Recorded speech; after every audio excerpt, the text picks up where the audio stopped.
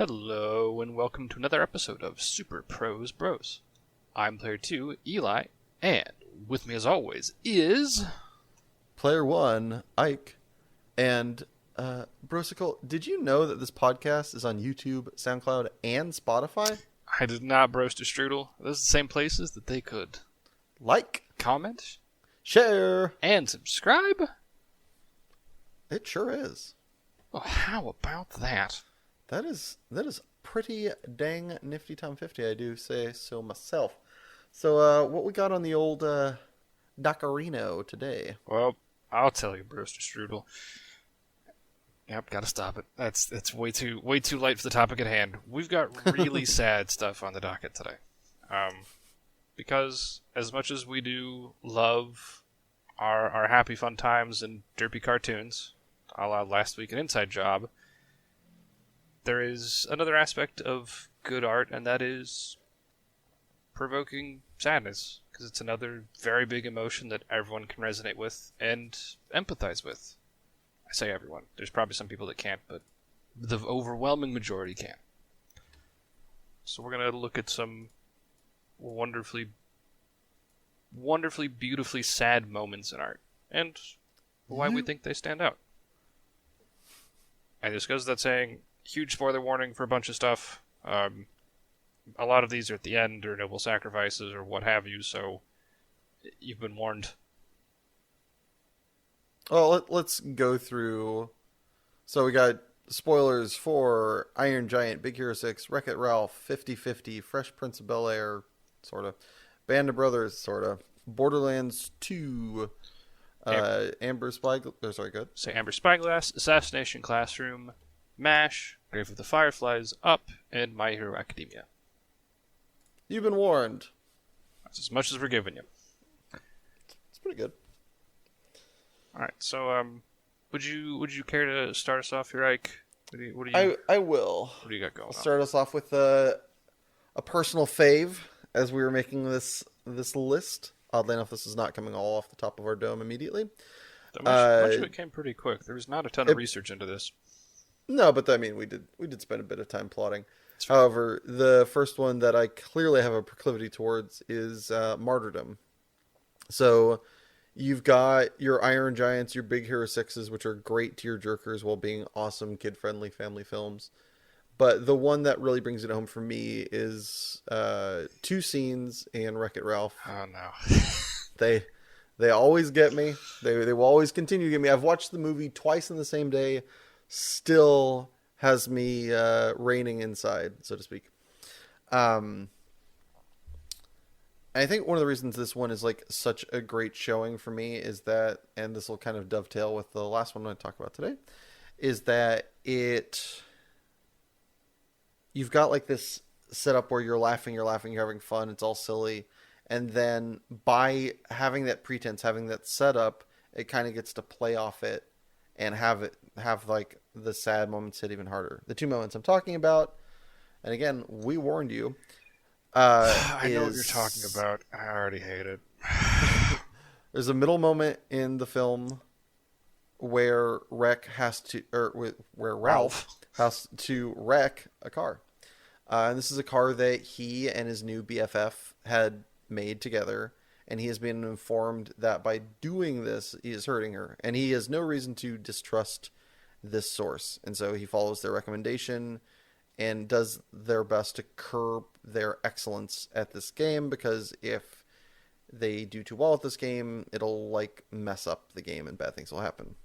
Ends up being a lie, but he doesn't know that at the time and does this for the person's own good. And I think what drives the scene home for me is not only is he doing this thing, but the awesome voice acting of Sarah Silverman and just this cry of sadness at their betrayal.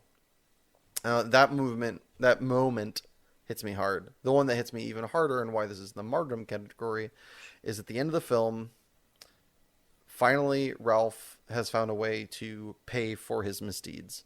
Not only his misdeeds to Princess Penelope in their universe, but also his misdeeds from earlier of kind of cheating and trying to steal metal that wasn't his. And so he quotes this oath that is quoted earlier for bad guys that aren't bad guys. Just kind of a very fun, kind of playful way of looking at, occupation and like where you think it sets you. That you are not what you do. Like, you aren't what you do categorically, you are what you do in the decisions you make. You want me to hit you with it? Yes, please. I'm bad, and that's good. I will never be good, and that's not bad. There's no one I'd rather be than me.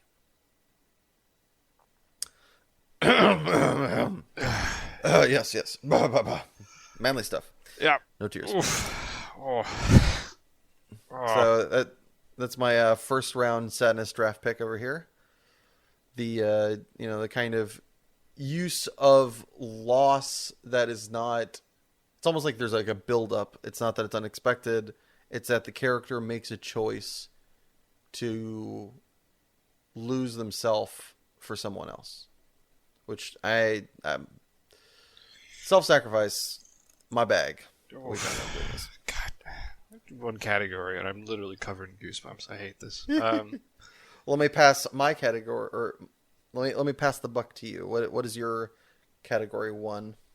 So there's something that when it's done right, it is just kind of soul-crushing, and that is the sense of inevitability.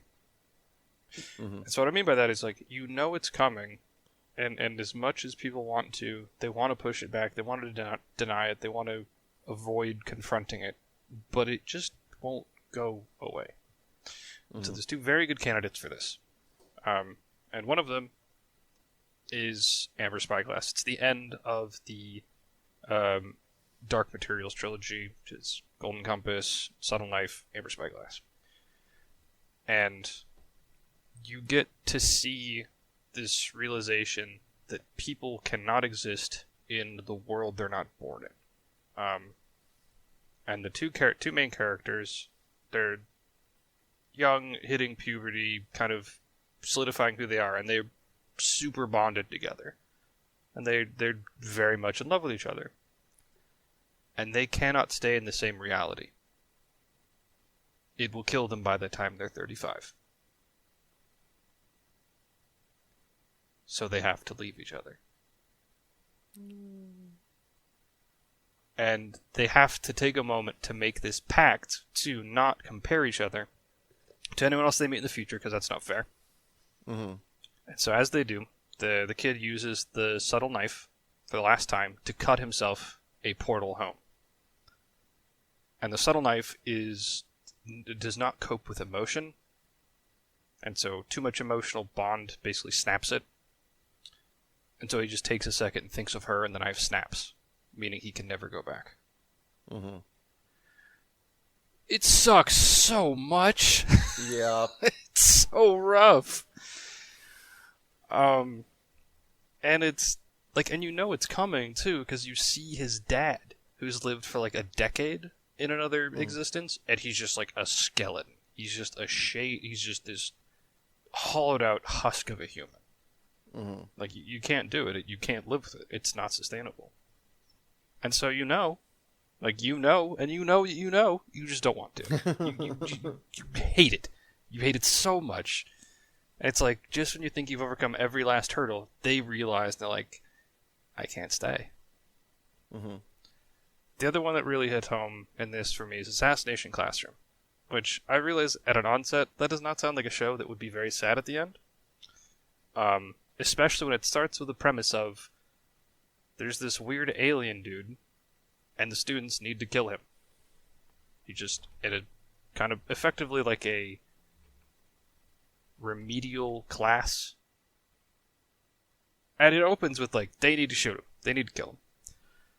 But the whole show sets you up, and he's just unbelievably good and decent and cares for these kids and helps these kids through a lot of like family trouble, personal strife, what have you. Mm-hmm. And at one point they try to figure out a way to save him, and there isn't one. And he needs to die because he's basically a time bomb. Yeah. And so he has 3 weeks until he's going to explode. So the government sets them up in like this crazy big trap, and they're basically just going to laser the place. And so the students say, we want to do it because we've been trying to all this time. We want to make it happen. We don't want it to just be like this. And so he has some crazy fight with another alien thing like him. And so he's beaten up, and so everyone grabs a hold of him and basically pins him down as the main character walks up to stab him. And just tries to like yell and anger his way through it. And the teacher says, no, not like that. I don't want my last memory of you to be you upset. Oh. I want to see you all smile. I'm literally fucking crying here thinking about this. Like, it's so brutal. God. And like, from the top, like, this has to happen. Yeah. Like, it's... Woo. Yeah, it's rough. It's so rough. Oh god, please take the mic. I can't keep talking. Alright, so the next one I have up is to do with, for me, it's, I don't think it's a potential reality, but it's a reality that exists for certain people, and it's the fear of said reality, I think, that sparks why this is sad. Sure. And it's a very well done scene. So there's this movie called 50-50, where Joseph Gordon-Levitt has cancer. Fun. Yeah. Starting like a banger from the top. And it just goes through his circumstance of getting cancer, what happens to his life, what happens with his friends and stuff like that. So oddly enough, my sad moment doesn't come from, other people who had cancer dying or his sickness getting worse or anything like that. Those are not comfortable moments, but they're kind of expected. The one that hits me like a ton of bricks is there's this scene toward the close of the movie. He is about to go in under the knife and have an operation that I believe at this point is, I don't remember if it's 50-50 or if those were just his odds. The joke is that he's got a 50-50 chance of survival at the outset. And I don't remember if it's still 50-50, but it's basically the best chance he's got is to do this operation and see if it works out. Yeah. Otherwise, he's going to continue living with cancer, and eventually it's just going to bit him. So he goes, okay, and he's saying kind of like his potential goodbyes, because he is not 100%. This is not like one of those like normal operations that you 100% come out of. Yeah, it's not an appendectomy. It's not. You're not. I'll see you in 2 hours for sure. Yeah. So he's saying goodbye to everybody. He says goodbye to his mom, who's losing her shit. His best friend, who's like trying to hold it together, but is not doing the best job. His doctor and potential future girlfriend, I think, is there, and like they have a moment. And then he turns to his dad, who's been mostly in the background, not particularly involved in any way. Mm-hmm. At most, he's just kind of been there. But it's talked about that he's suffering with dementia. Oof. And so there's this big moment there, everybody's sad, everybody's kind of focusing on JGL's character and like saying their goodbyes. And he goes, Dad. His dad turns to him and he goes, I love you and all this stuff. And his dad reaches forward, holds his hand. You're like, oh, that's so beautiful. And he takes it and makes him feel the inside of his jacket. And he goes, it's velvet. And he just has no idea. Man. And he's just gone. And it's just so heartbreaking. Like, as much as obviously going, under the knife, potentially not coming out, that's horrible. But just being there but not being there is just, for me, it's just like one of the scariest potential realities, and it just whole cloth freaks the shit out of me.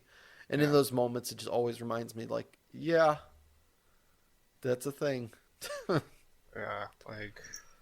Now, if you could pick up that buck while I go grab a pile of tissues. Yeah, Jesus, man, now power through, kid, power through. Sorry. I started thinking of Grandma. That's... Thank God she doesn't have dementia. She's old. No, but, like, at one point, she kind of forgot whose kid I was, and at one point she called me your name. Like, unironically. Yeah. It's just like, fuck!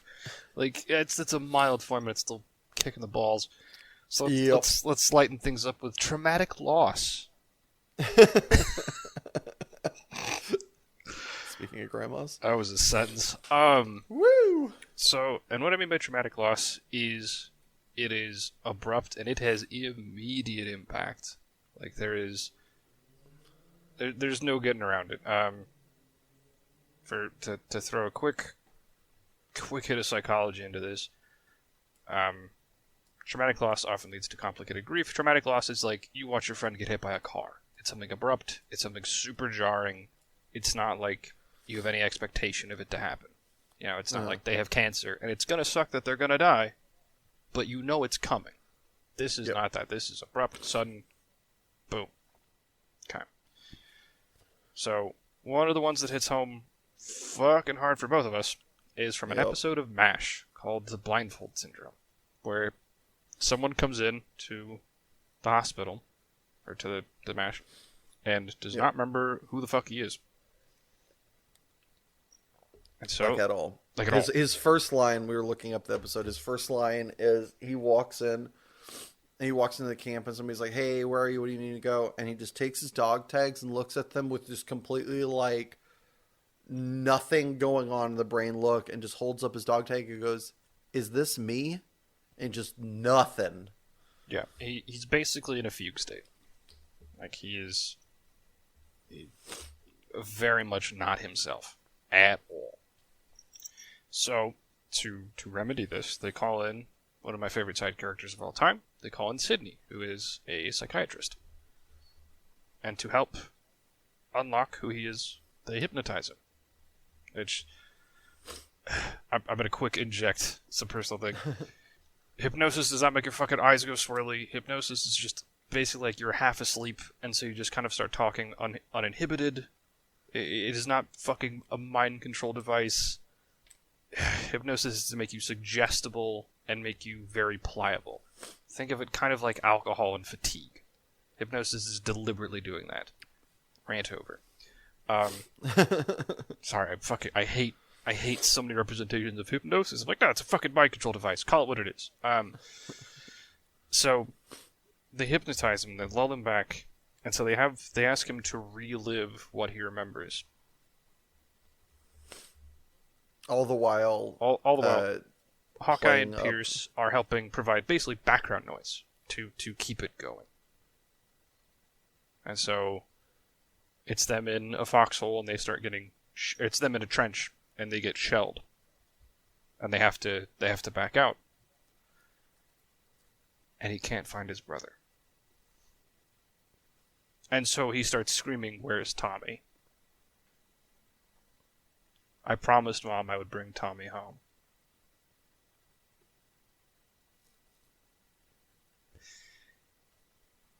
Yep, his brother's dead. Awesome. And so he comes out and has to live with what the fuck happened and just starts crying immediately because he's back to being himself and now has to deal with the fact he lost his brother. Keeping with the theme, Grave of the Fireflies fits too much here to ignore. For those of you who haven't watched that masterclass in depression, Grave of the Fireflies is a movie that follows a brother and sister after the firebombing of Nagasaki. Nagasaki? No, that's not right. Keep going, I'll look it up. I think it's firebombing of Tokyo, actually. Anyway, it massively destructive. Basically, it opens with their mom being burned to death in their house. The whole movie is just a nightmare. They have to go live with shitty family members who come to resent them. And to the point that he and his sister are basically living like a subway tunnel. And he's doing his best to steal food for them to live. The problem is he gets injured at one point and can't do it fast enough, so they start to starve.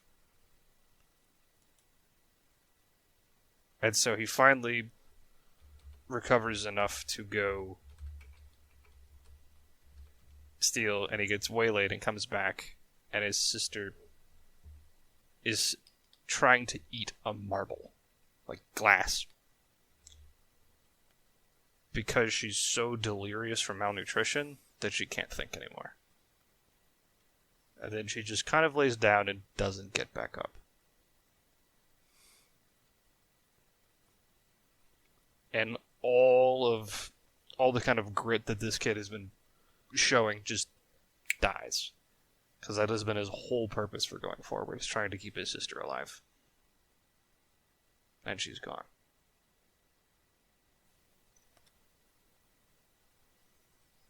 Okay. Tap me out, Isaac, please. Jesus. So one of the Oof. Oh, okay. Man, this is a rough topic. Why did I suggest this? I don't know, and I hate you for it. Ah. So the next one I have up is Death in a Deadly Universe. So one of the things that occasionally is lost, and this is kind of like the inverse of action movies. Action movies, you learn to accept death as like second nature. It becomes funny almost. You can, depending upon how things are set up, you can make jokes a la James Bond or, other, Arnold Schwarzenegger movies from the 80s. Tonight's forecast of freakies. So, in those circumstances, on the flip side, you have films where you're able to have plenty of characters dying and still make it sad. I just thought of one right before, or as we were doing this, which is spoiler alert for Serenity. Jesus. In Serenity, they actually do a pretty good job at having a side character and a main character die throughout all of this death. And like there are hordes of people that die, that you see die, that you don't see die. It starts off with, in the opener, they rob a bank and they're getting away. As they're getting away, this group of cannibalistic aliens lands on the same planet, and they're trying to get away, and they basically just barely, they're on the verge of missing each other like ships in the night, and then the aliens kind of come after them. There's this guy that tries to leave with them that then gets grabbed by the aliens, and instead of trying to rescue him, we're gonna set the story right. He just shoots him because it's better for that guy to just die from a bullet than what they're about to do to him. So it's that kind of universe. And in the very end of the movie, Wash, the pilot, is flying the plane like a badass, or a leaf on the wind, shall we say. What does that even mean? Sorry. And then, no, you're good. Upon landing, everything is safe. He gets to kind of have a moment, just looks at the camera, looks at the other guy. Goes, starts like laughing. This is like giddy laughter, like, holy shit, I did it. Yeah. Survived, dodged all the laser beams, and then a spike just comes through the front of the hull and just impales him. Just out of fucking nowhere. Out of fucking nowhere. And this is kind of like a mix, somewhere between a jump scare and traumatic loss, because this is a character we've loved, but it's in a deadly universe, so we're used to death. But the people that died before didn't matter. I think this is like one of like the most important things, is to set up. So there's this, I'm going to use a weird writing term and kind of backtrack. So there's this writing principle called Save the Cat, book made with said title as well, talking about how the best way to endear characters to the audience. Because sometimes you have characters that are hard to endure to the audience because they're bad guys, but you can give them good moments so that the audience gives a shit. For instance, having a movie start off and then, they're doing this kind of questionable stuff, but then they take a minute to, go into, like, they're about to leave. They see a cat outside just kind of on its last legs. They go back into the liquor store they just went into. They come back out with, like, a thing of milk and they pour it for the cat. Things like that, and, like, make the audience want to give a shit. So we've already done that before, but it's even harder to do. So you have to do, I think, in my opinion, you have to do a bigger and better job in making the character more loved by the audience, so that when it does happen, it cuts through the din of death that has been previously, kind of going on. So there's that one. The other one that came to mind before that we had pre-written was in Borderlands 2, Roland, who is not even the main character anymore because you're the main character, but it was like the main character and one of the playable characters in the first one. In the second one, he's one of the characters you interact with the most. And I mean, you've been killing characters left, right, and center. You've listened to audio logs that have, you've heard horror stories via these audio logs that are shocking, but, you kind of get used to it. You're desensitized. And then kind of like we're saying, where the traumatic loss is the opposite of the inevitability. Like Eli was saying, where it's this surprise. It's not what you had expected. You would hoped for better. Brolin dies in this circumstance where a character just appears behind, like just teleports behind him and kills him. And you assumed that he had plot armor, given how long he lasted in this one, and he was one of the first original characters, and nothing's bad happened to the other ones. And on that happy note, Eli? Yeah, speaking of loss, let's talk about coping and acceptance. Where sometimes you just have to deal with things as they come. Kind of the opposite of traumatic loss in a way. But the easy and probably most recognizable example is the first 7 minutes of the movie Up. My wife didn't cry at all during Les Miserables. First 7 minutes of Up would get her every time. Which, I don't know how she made it through Les Miserables without crying, to be fair. But, first 7 minutes of Up, if for some reason you haven't seen it, what are you doing?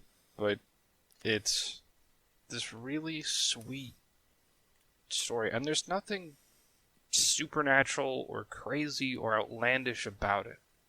It's just this genuinely sweet life you get to watch unfold.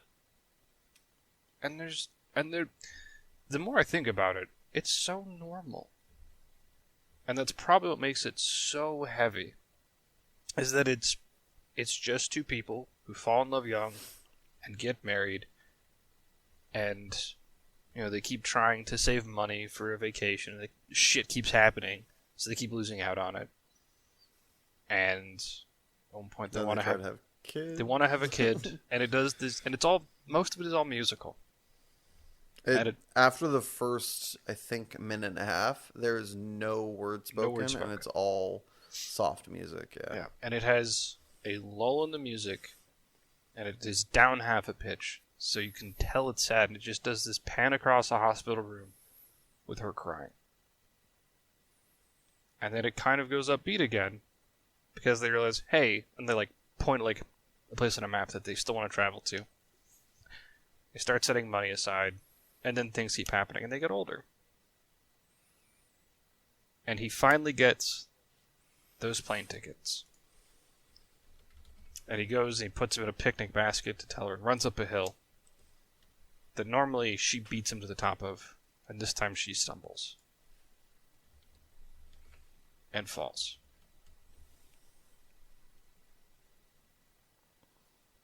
Oh, I can do this. And then it ends with her in a hospital bed.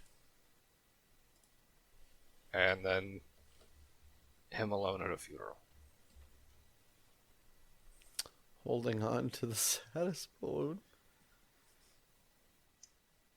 Oh, Jesus. Oh, my God. Yeah, Paradise Falls is where they've always been wanting to go. But there's not. It's just so normal and so relatable that it's just like you can't not have it punch home. And for one that is very much supernatural, as much as I don't like the latter half of this show, My Hero Academia does have one profoundly heavy moment that I really liked, and it carries a ton of weight. Through most of the show, the character All Might has basically been Jesus. He's the best, he's the strongest, he's this perfect kind of paragon for justice. He is this recognizable, basically celebrity of a hero who can kind of do no wrong to a degree. He's Superman all the 1950s. Yeah. And but as you get to know more about him, because the main character interacts with him a lot, he's getting weaker. He can only use his powers so much per day. And at one point earlier in the show, he pushes that boundary, and he has even less now. And at one point he was injured, so like he can't keep doing this forever. And to save a handful of kids that have been abducted, he ends up going against effectively his foil and getting this absolute fucking brawl, which is pretty dope to watch. And to kind of push above and do what needs to be done, he burns out the rest of his power. And so there's a moment where he just kind of closes his eyes and looks like he always refers to his power as the kind of fire inside his chest, and you see this last little spark, this last little ember kind of snuff out. And he just says goodbye. It's like that's so much of his identity as a character in the show that is suddenly gone. And it is. It does not come back. Like, he at no point is ever super again. He's now just some normal dude.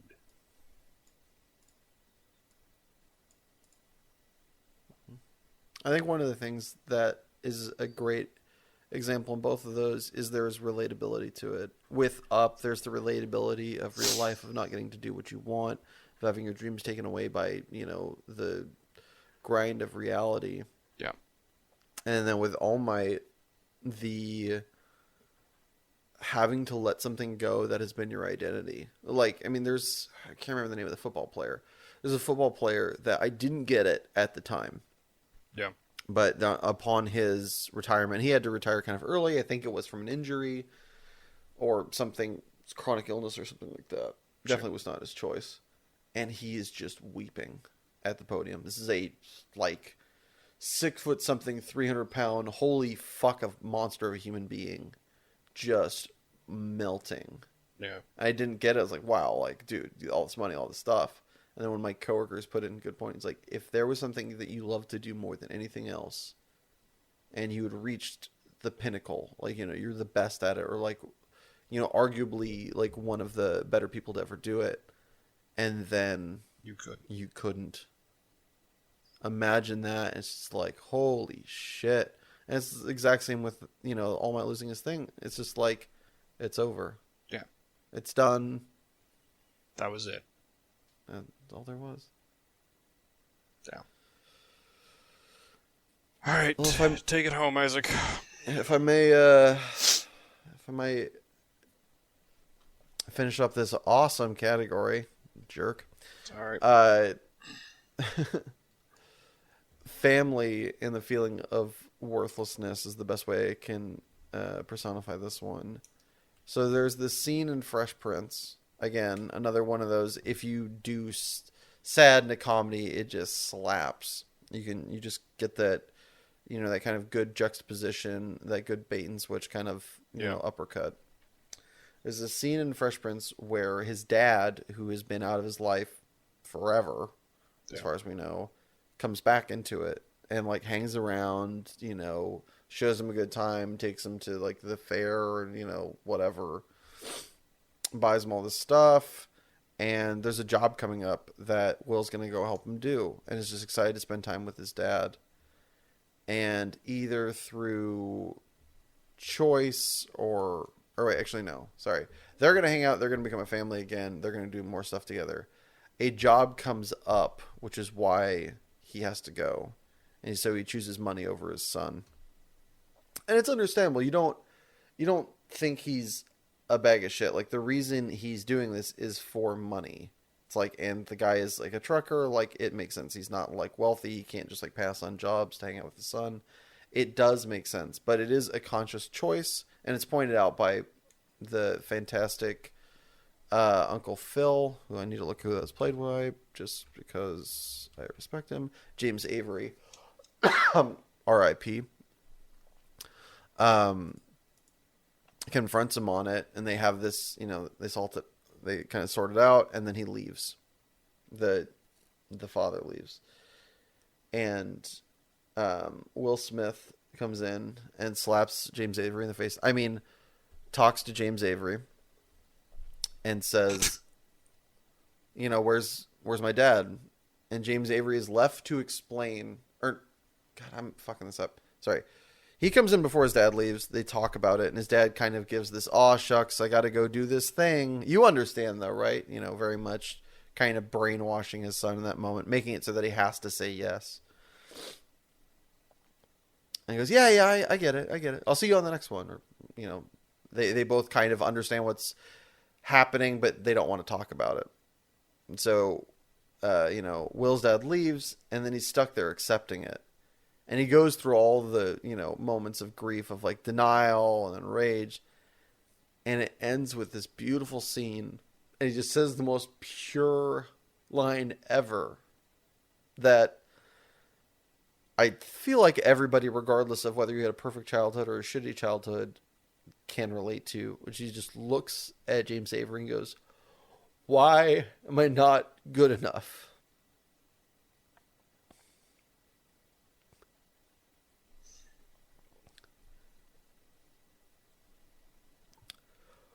Whew.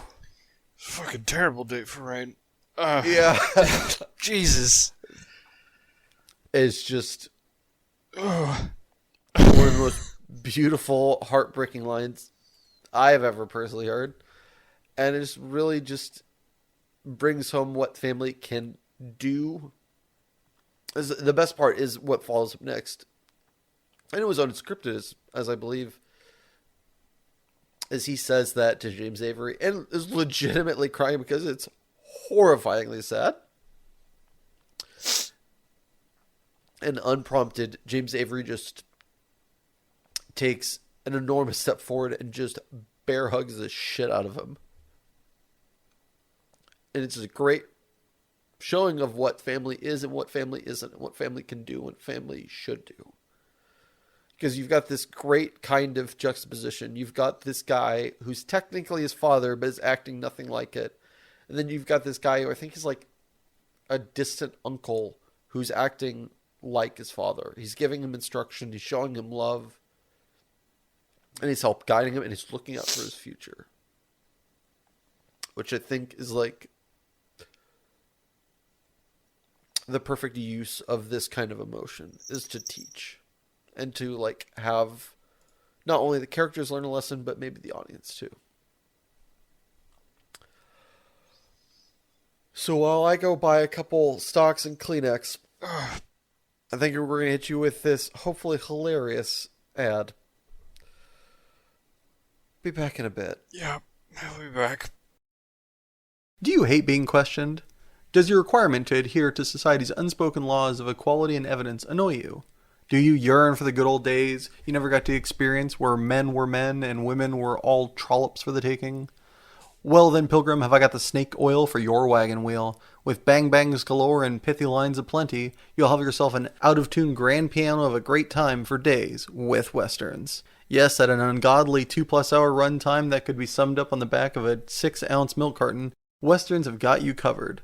With the absurd showcasing of an utterly maligned people, non-existent consent statutes, and a form of law that would never hold up in any court. And wait, there's more. I'm just kidding, that's it. Now what are you waiting for? Plug in that old VCR and get back to throwing racial epithets at those darn Injuns, now without any social condemnation. And we are back, and my eyes are still wet. Still puffy. We're here. We're doing it.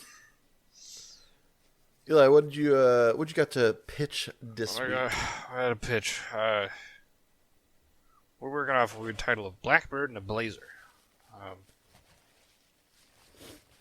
We'll go with it for now. It's an A for alliteration. Yes.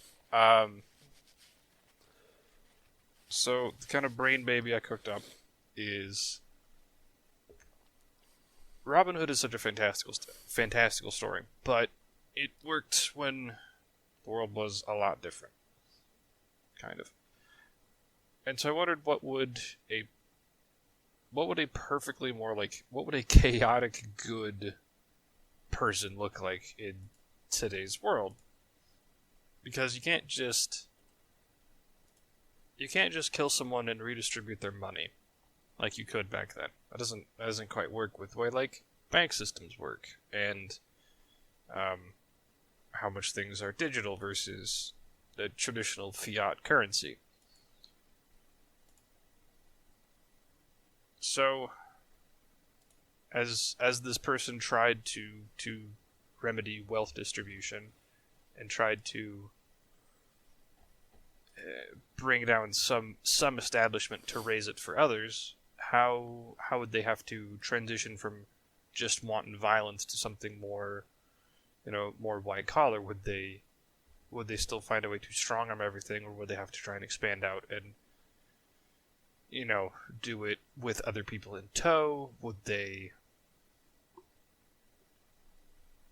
try and talk sense into people, or would they just try and create power vacuums in companies and watch them destabilize? Who knows? But it's an interesting thought to see if someone just kind of unhinged or without compunction just went, I think this is the right thing to do, so I'm going to do it, was let loose. Since you don't have to look far to notice crazy wealth inequalities everywhere.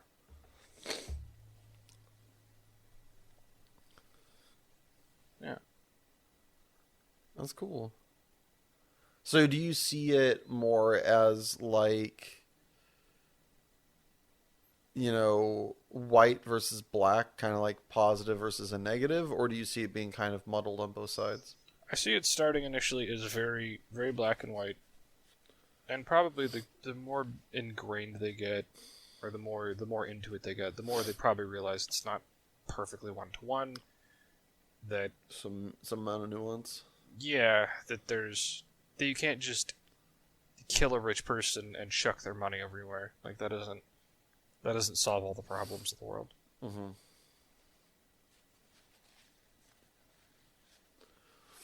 That's really cool.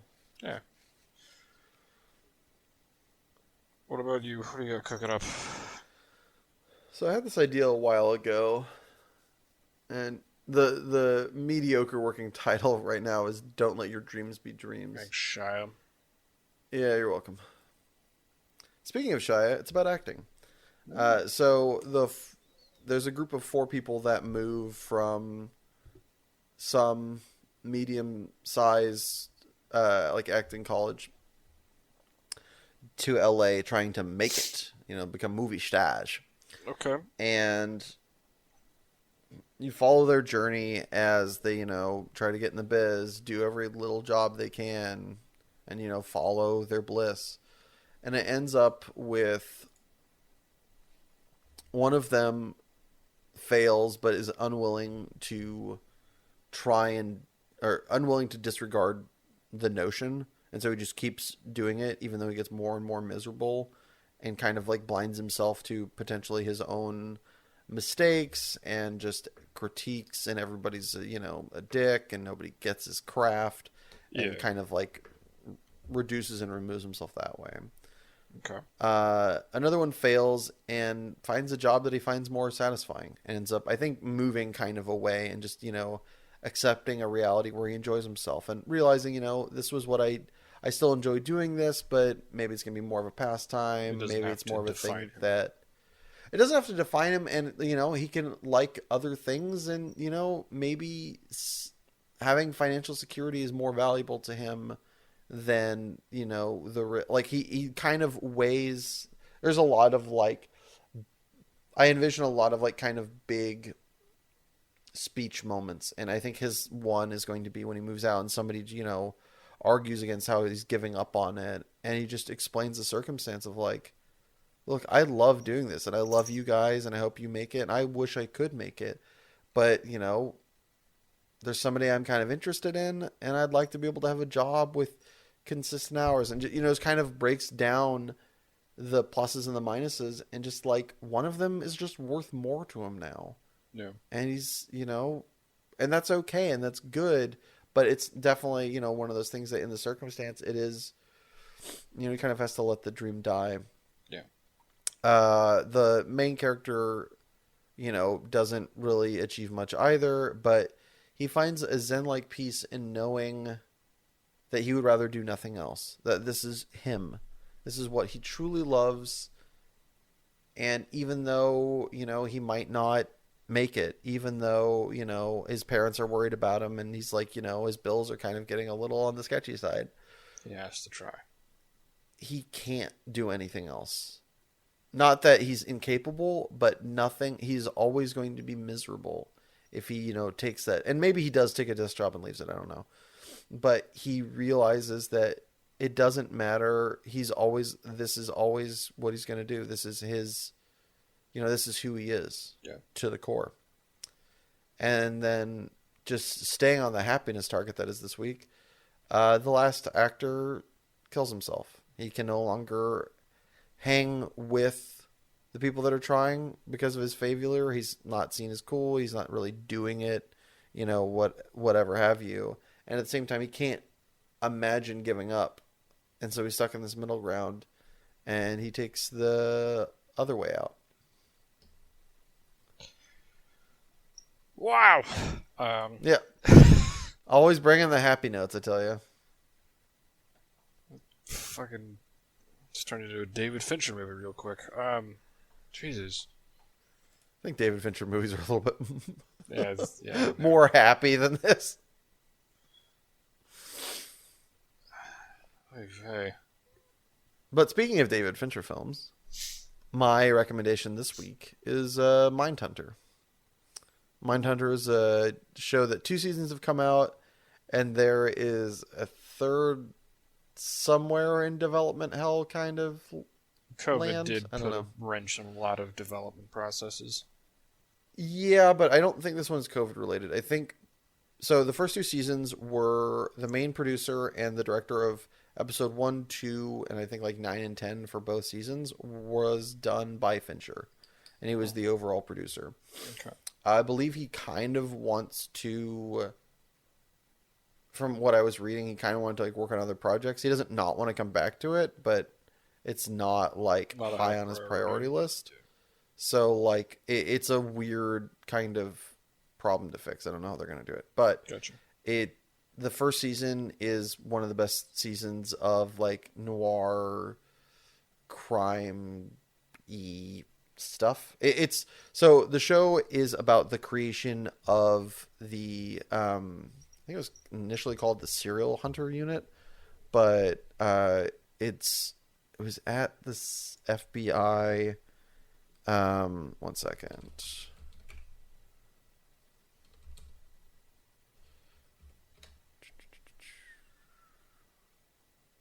So it was so it's based off of a book by John Douglas and Mark Olsacher. It's getting under the creation of the FBI's elite serial crime unit, is where it came. And this is also the unit that created the term serial killer. Before that did not exist. Huh. So yeah, they kind of like paved the way and like made all the stuff that like all the kind of terminology, all the kind of research. This is like where it really started to begin to get utilized by the FBI. And it's really fascinating. It's shot gorgeous. If you like the way Fincher shoots film, highly recommend. Gives a lot of Fight Club visual vibes, and it's just altogether terrific.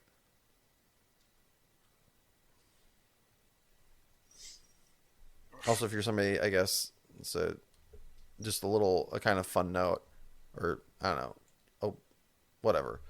Words to know about this. I can't think of anything. My brain is all tears. So when you think of serial killer, you think of killers, you think of scary. This show is horrifying, but not in a visual way, more in a mental way, because they talk about so much of the show is kind of a procedural where they're talking about and end up interviewing serial killers. Doesn't have that much scary violence, if any. It's all about just kind of like coming to acceptance and racking your brain with trying to understand why a serial killer would do what they did. Which I found fascinating. Eli, what is your rec this week? I'm unironically going to actually end on a fucking happy note this week. Woo! We fucking need it. Seriously, I'm for everyone else who's reduced to tears, I recommend go watch some Brooklyn Nine-Nine. 9-9? Nine-Nine? Show is hilarious. It's a comedy set in the 99th precinct in Brooklyn. And it's just wacky cop shenanigans, and mostly interpersonal shenanigans. It is very well written. There's a bunch of very, very good casting, and very kind of clever subversion on its casting. Like in the initial setup,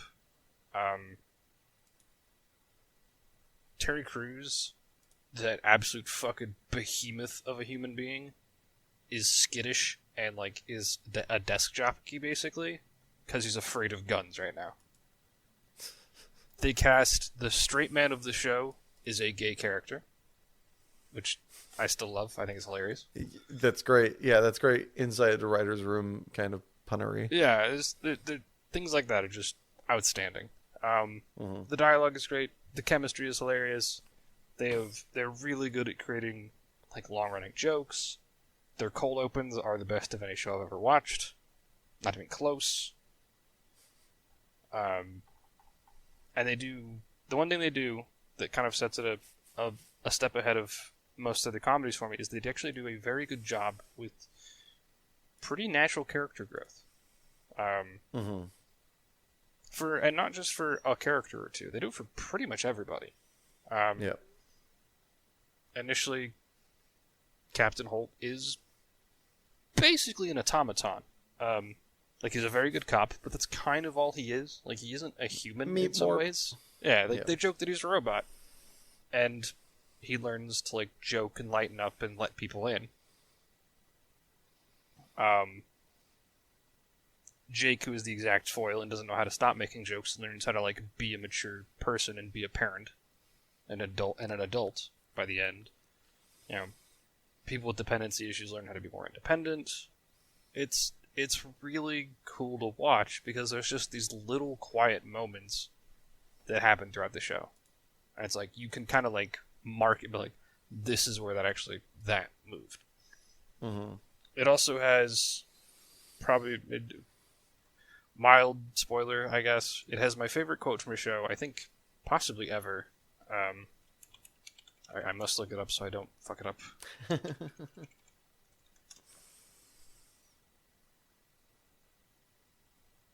I need to find it. It's what Holt says to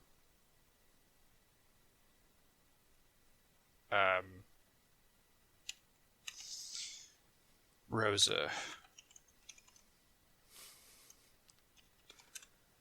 It's not when she's in prison and he keeps reminding her, like, saying her name to her. Rosa. No. Rosa. So one of the characters comes out as bisexual and that she loves a woman, and her mom does not accept her that way. And so there's this really heartwarming moment at the end where everyone comes to her apartment to have kind of a game night with the squad, since her parents are kind of ostracizing her a bit. So, like, you kind of point, like, you know, we're your family too. And so at the end, Holt, who is gay, stops and stands there and says, every time someone steps up and says who they truly are, the world becomes a better and more interesting place for all of us. So thank you. Yeah. It has those perfect little moments. Like you said, it's contrary to the normal comedy fucking ha-has.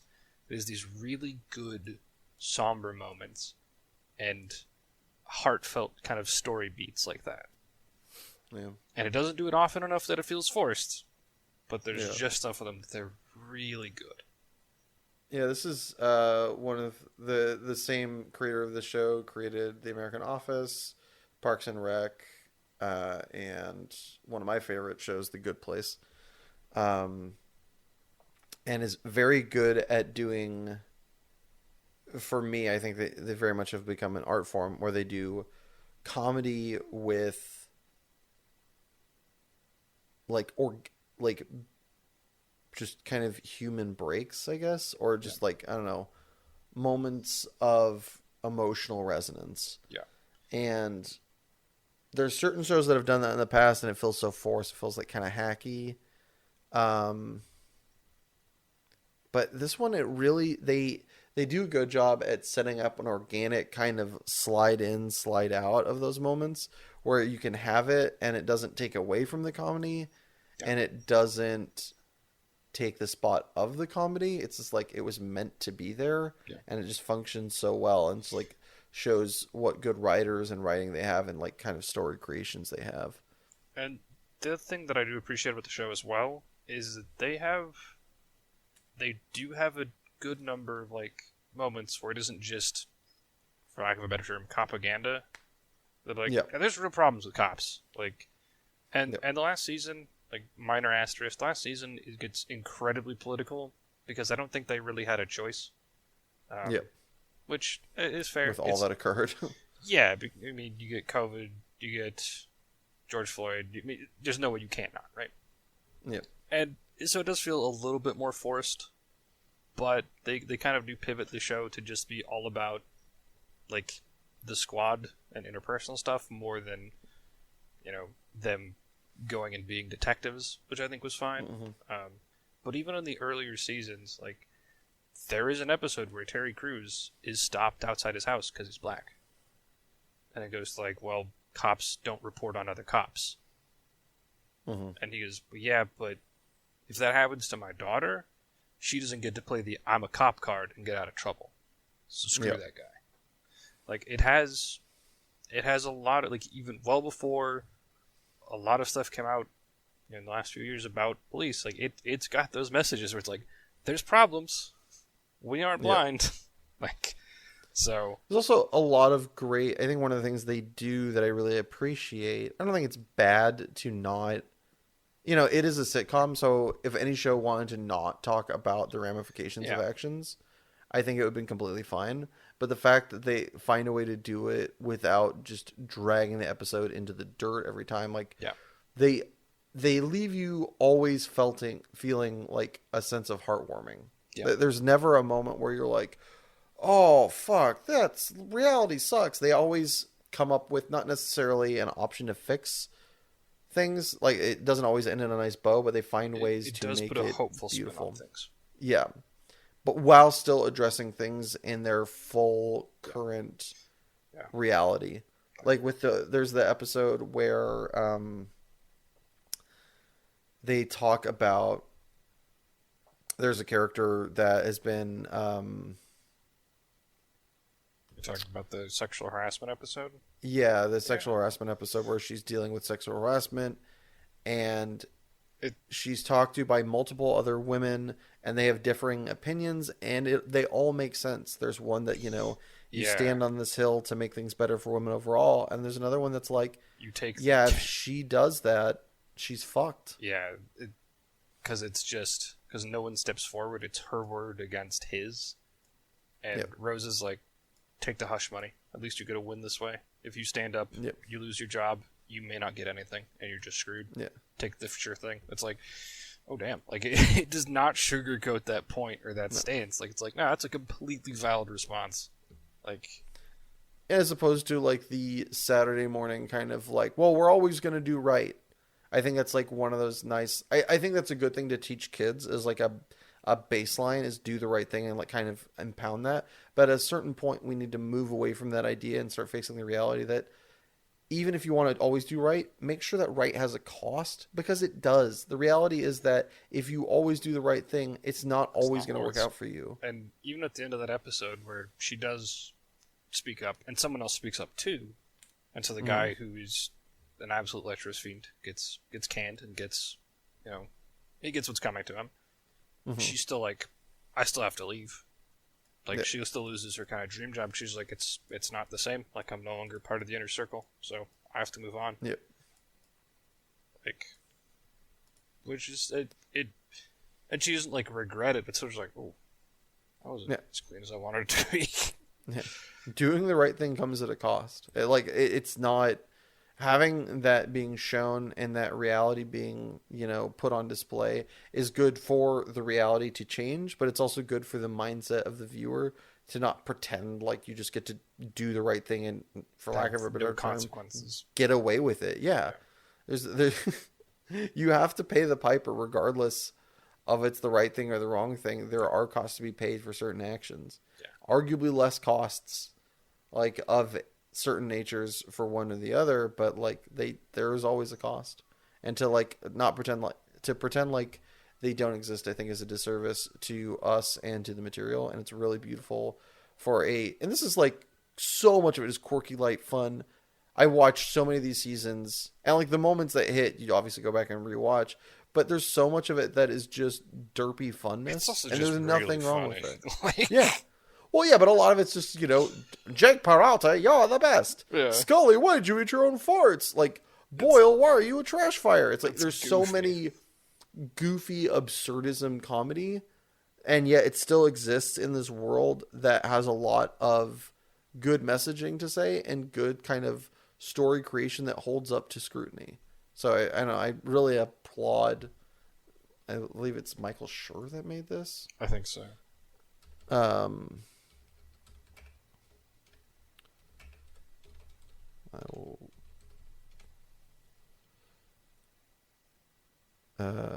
Yeah. So it's Daniel Josh Gore, and it was co-created by Michael Schur. Okay. So it's like those two guys. I think they're the same guys that did Parks and Rec, Office, and The Good Place Together. I think like they're kind of like a duo at this point. But yeah, props. It's hard, and you did an amazing job. Yeah, and I appreciate that it ended. Yeah, like, and also one of the things that they have done is with Parks and Rec, with The Good Place, and with Brooklyn Nine-Nine, they kept it light-ish. I mean, well, The Good Place has like a set trajectory, but with like Parks and Rec and Brooklyn Nine-Nine, they were able to keep sitcom with like solid trajectory for like characters and like storylines where it wasn't shoehorned in at the last moment, where it didn't feel forced. Like they very much make an organic experience. Yeah. And with those props, I believe we have come to the end, our friends. Oh my God, no more sad content. Indeed. Thank you for tuning in, and if you enjoyed this, please feel free to like, comment, share, and subscribe. And don't forget, new episodes of Super Pros Bros come out the first and third Saturday of every month. Bye.